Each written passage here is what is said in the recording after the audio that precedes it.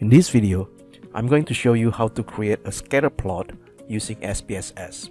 We are going to use this file, Game of Thrones Age and Movie Score.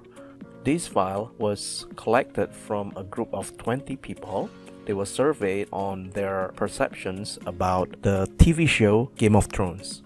So we have 4 variables here: age, score 1, score 2, and score 3.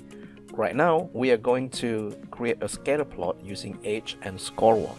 To create a scatter plot, go to Graphs, Chart Builder, click on Scatter Plot, and then you will be given the options of several types of scatter plots. I like using this one, scatter plot with fit line.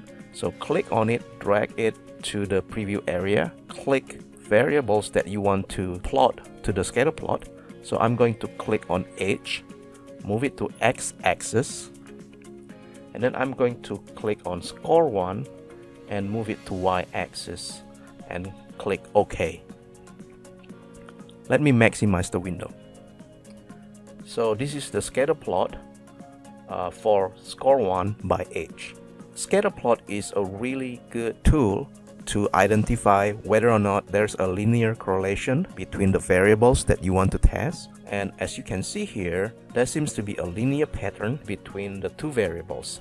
Now, what you need to watch is, let me show you an example. I have modified score 2 into something that will produce a nonlinear correlation. So I'm going to go back to Graph, click on score 1 here and press delete, and it will clear it from the y-axis. Now click score 2 and drag it to y-axis. Click OK, and as you can see here, let's compare score 1 and score 2. So this is score 1 against age, and this is score 2 against age. The difference here is it looks like there's a curve here instead of a line. So score 2 doesn't have a linear relationship with age. The other advantage of using Scatterplot is to identify outliers. So Scatterplot is really sensitive for outliers, so you can easily detect it by visually looking at the pattern of the distributions. Let me give you an example.